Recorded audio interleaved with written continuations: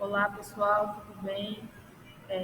Nós vamos falar um pouco sobre coco, farelo e óleo e caseína. Nós somos o grupo da disciplina de Nutrição e Alimentação de Não Ruminantes do professor Dr. Alessandro Borges Amorim. A Silmari vai falar sobre a caseína e falarei sobre o farelo de coco. Nós iremos apresentar sobre o alimento, né, as características, produção, valor nutricional e fatores nutricionais e o artigo.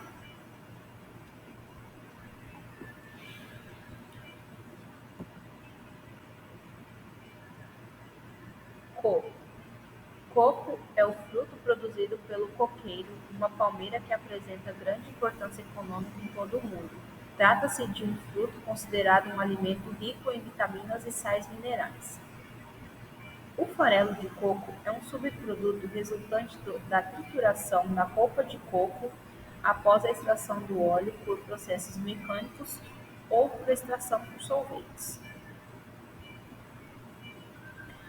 Vamos falar um pouco sobre as características do farelo de coco. O farelo de coco possui uma coloração esbranquiçada a marrom claro, igual à foto que está aí ao lado,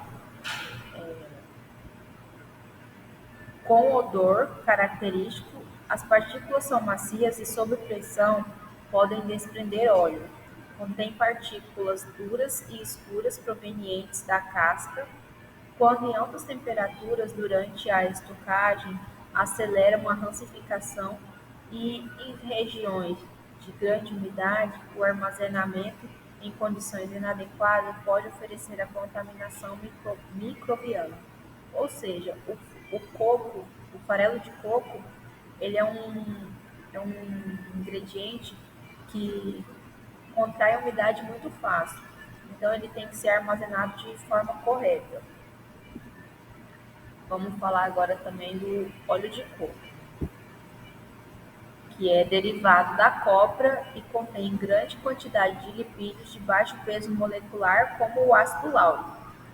No óleo de coco pode-se encontrar ácido caprílico, cáprico, mirístico, palmítico, esteárico, oleico, linoleico e ácido láurico, que é encontrado em maior proporção. Outros componentes encontrados em maiores concentrações incluem os monoglicerídeos, os diglicerídeos, fosfatídeos, cera, pigmentos como carotenoides e clorofila e esteróis, que é a matéria insaponificada, com os tocoferóis, que inibe a oxidação das cadeias de ácidos graxos saturados do óleo de coco.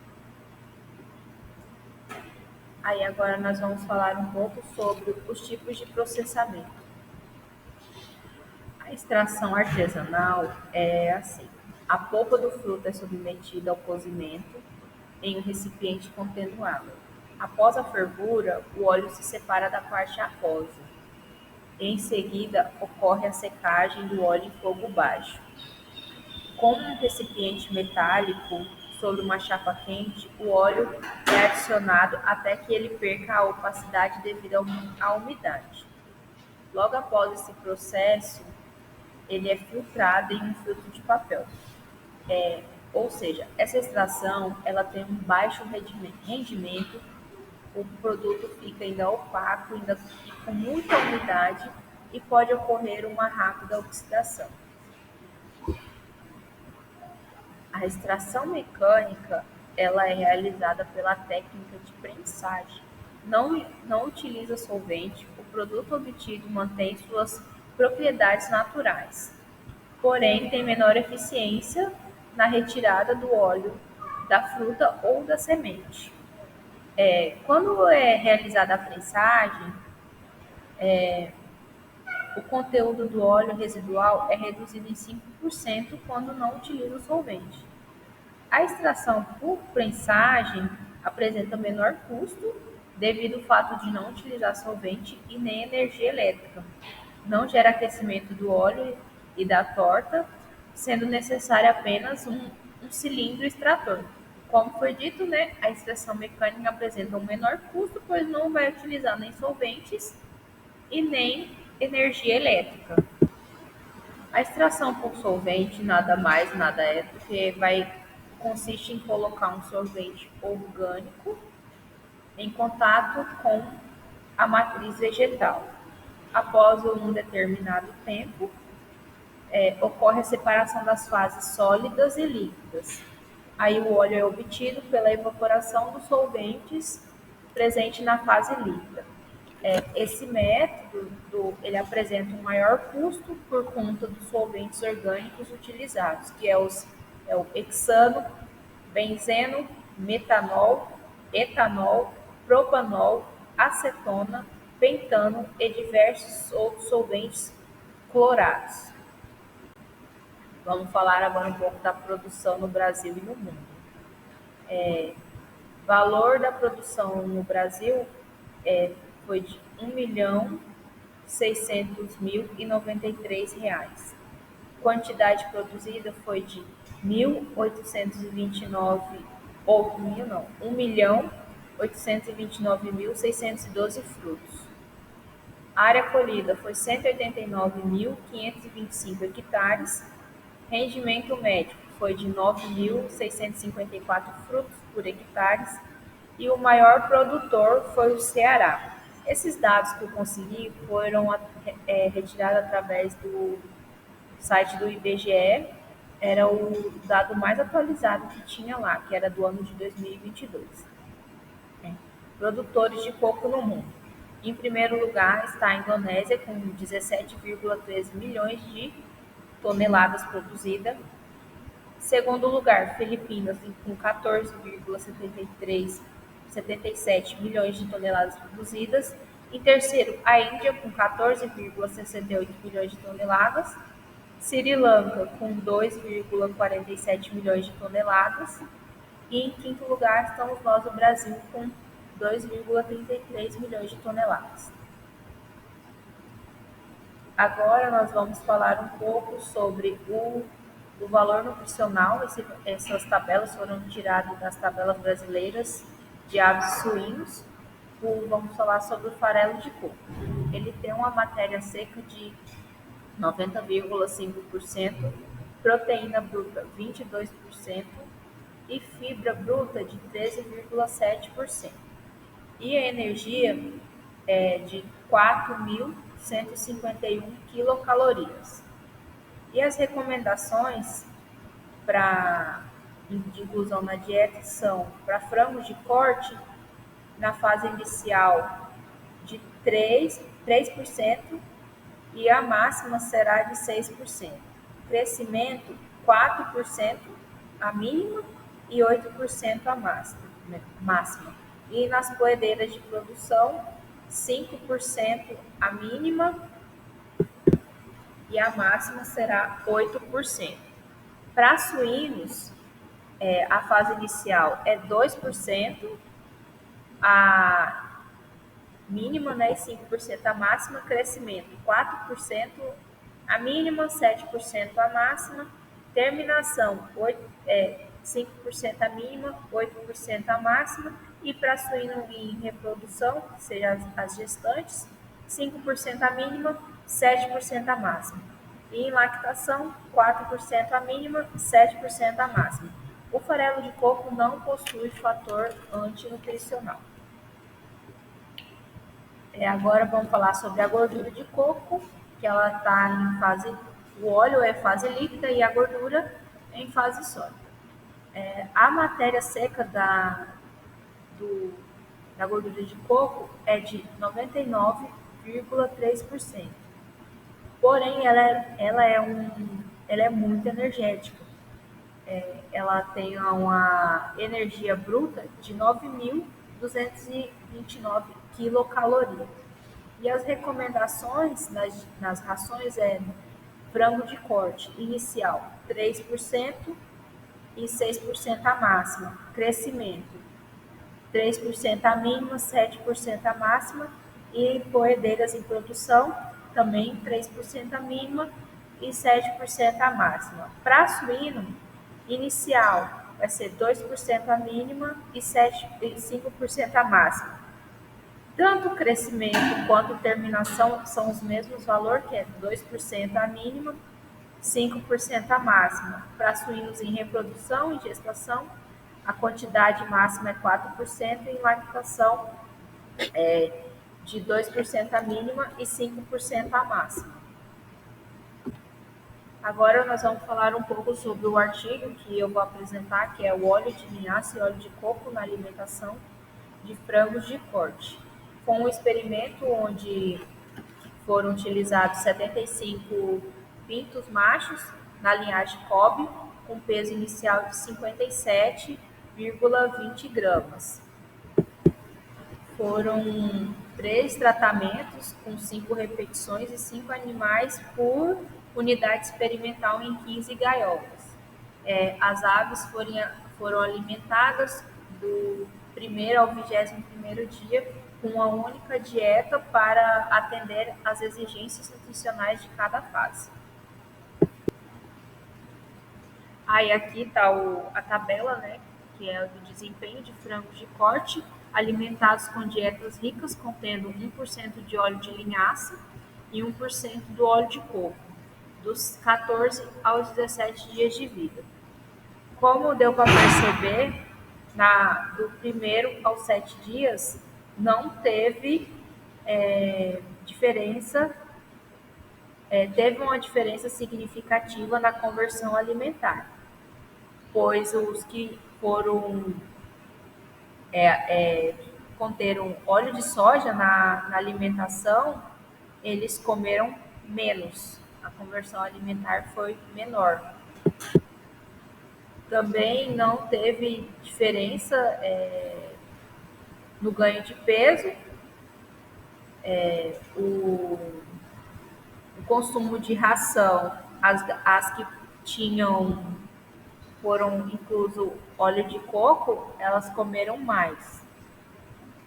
De 1 a 14 dias, o consumo de ração foi maior aqui no que teve o óleo de coco, né?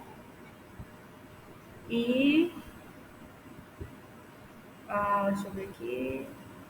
E não teve diferença na conversão alimentar e o ganho de peso também foi parecido. Porém, as que teve óleo de coco, elas ganharam um pouco a mais. Aí, de 1 a 21 dias, o ganho de peso, as que contêm óleo de linhaça comeu menos, o consumo de ração,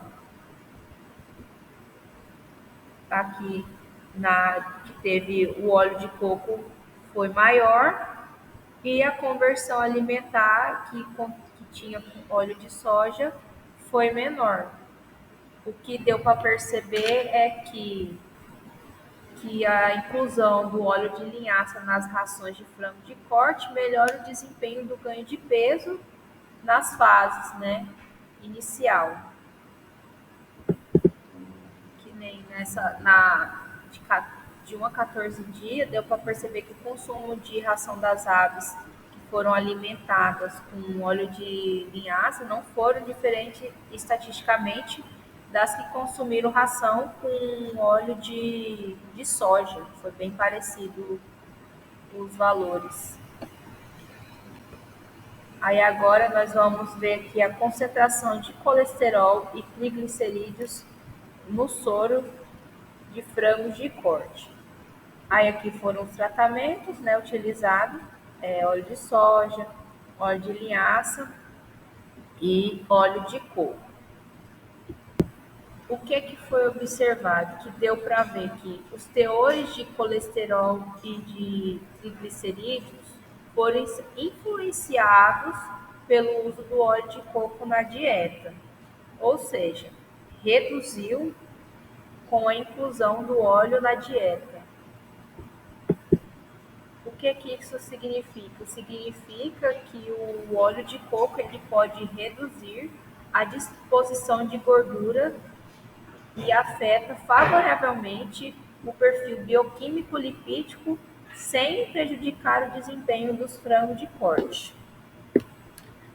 Aí a conclusão do meu artigo é que a inclusão de 1% de óleo de coco e linhaça nas dietas influencia a conversão alimentar das aves no período de 1 a 7 dias.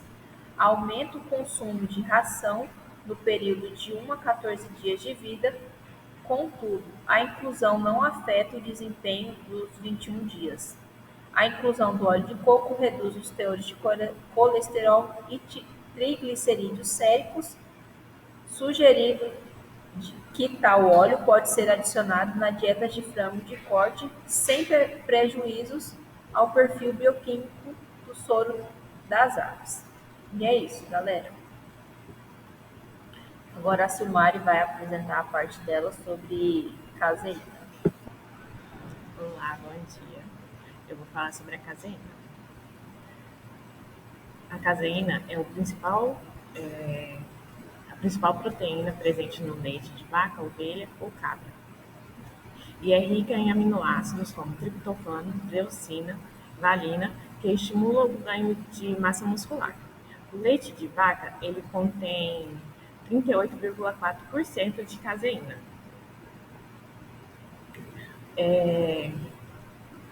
Como eu não achei a quantidade de caseína que é fabricada, eu peguei a quantidade de litros de leite, que é 219 mil litros de leite no ano de 2022 que foi produzido. Processamento da caseína. A caseína é uma proteína do leite que pode ser separada do soro de leite através de dois processos principais. A precipitação no pH isoelétrico. A caseína ela é separada das proteínas do soro em um pH de 4,6 e uma temperatura de 20 graus Celsius. E a coagulação pela ação de enzimas quimosina, pepsina. A caseína ela é separada do soro do leite através da coagulação enzimática. Aqui está a minha tabela de composição química, que a caseína ela tem a matéria seca de 91,5, proteína bruta 86,2. Ela tem uma energia bruta alta de 5.467. Aqui eu vou falar um pouquinho sobre o meu artigo. O tema dele é efeitos das rações com diferentes perfis cinéticos de digestão de proteínas na saúde intestinal de suínos em crescimento. Nessa tabela, aqui está falando sobre os tratamentos. O tratamento 1, ela teve 13,2% de proteína digestível com suplementação da caseína. A dieta 2, o tratamento 2, ela teve 13,2% também de proteína digestível com suplementação, só que de farinha, de glúten e de milho. O tratamento 3 teve 11,2% de proteína digestível com a suplementação da caseína. E o tratamento 4, 11,2% de proteína com farinha de glúten de milho. Nessa tabela 3 aqui, a segunda, aqui, mais 3 no artigo, ela mostra aqui que não foram observados efeitos significativos de interação do nível de proteína por fonte alimentar. Os suínos usados nesse experimento, eles foram alimentados com a dieta contendo a caseína e elas tiveram um aumento da altura da vilosidade e a profundidade das criptas do duodeno, do jejum e do ilho, em comparação com aqueles alimentados com a farinha de glúten de milho. A altura da vilosidade e da profundidade das criptas do duodeno diminuiu quando os suínos foram alimentados com a dieta de suplementação com caseína, com baixo nível de T3.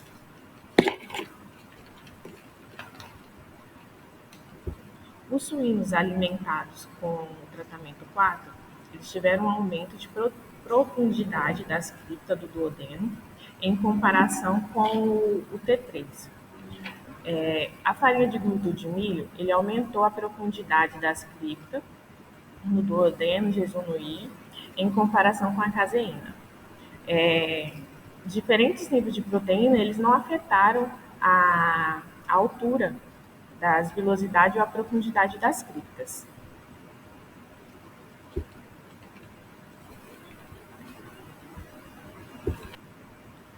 Nessa tabela aqui, vai mostrar os ingredientes,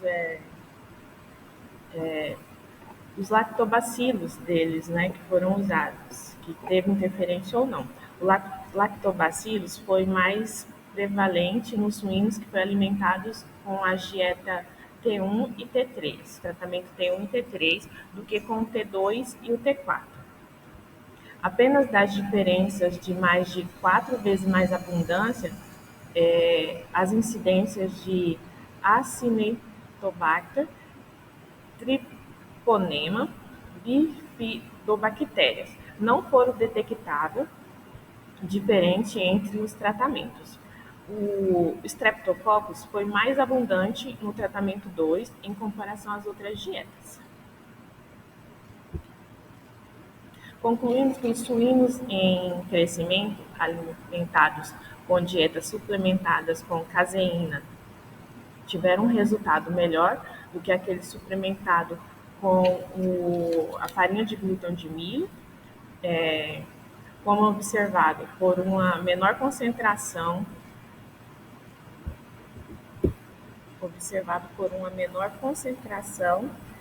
de diamina oxidativa sérica, aumento dos lactobacilos e diminuição do treponema no trato intestinal dos animais.